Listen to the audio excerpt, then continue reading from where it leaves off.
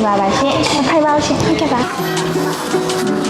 ဘာမှမရှိပါနဲ့ရှင်ဟုတ်အခန်းလေးဆိုထိုင်းစားဘယ်လောက်ရှိလဲသိချင်တာအဲ့လိုတိုင်းလို့ရတဲ့ပစ္စည်းလေးရှိလားမသိရှင်ဟုတ်ကဲ့ရှိပါရှင်ဟုတ်ဘယ်လိုမျိုးလေးလဲပြပြီးလို့ရမလားမသိရှင်ပြပြပါမယ်နော်ဒီပစ္စည်းလေးရှိပါတယ်ရှင်ဟုတ်ဒါလေးကဘယ်လိုအသုံးပြုရလဲမသိရှင်ဟုတ်ကဲ့ဒီရှိပြပေးပါမယ်နော်ဒီဆက်လေးဆိုရင်တော့ GM1361 ပေါ့နော်ဗီနီတက်ကနေထုတ်ထားတဲ့ပုံလေးတစ်ခုတော့ရှိပါတယ်ဒီဆက်လေးမှာဆိုရင်တော့ဟို humidity ရော temperature ရောလုံးနှစ်မျိုးလုံးခိုင်းနေတိုက်တာလေးရဆက်လေးပါ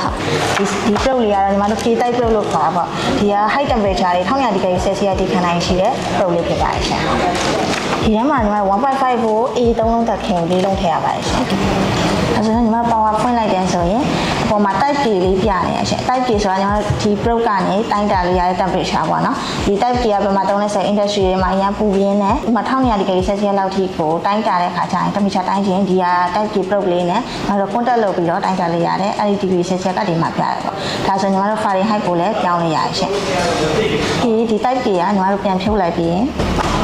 ဒီ probe ပေါ့နော်ဒီ probe ကညီမတို့ temperature -20 ကနေ50 degree Celsius ထိခံနိုင်ရှိတဲ့ humidity က temperature probe ဖြစ်ပါတယ်ဒီ key type ကျိုးကတော့ humidity တော့မဖတ်ဘူးဒါပေမဲ့ဒီ probe ကတော့ humidity ဖတ်တယ်ရှင် humidity ကတော့ 99.9% ထိကိုဖတ်နိုင်တယ်ရှင်ခုလိုမျိုးအသေးစိတ်ရှင်းပြပေးရတဲ့ကျေးဇူးတင်ပါတယ်နော်ညီမလေးကျေးဇူးပါရှင်အမဒီဆက်လေးပဲယူလိုက်တော့မယ်နော်ဟုတ်ကဲ့ကျေးဇူးပါရှင်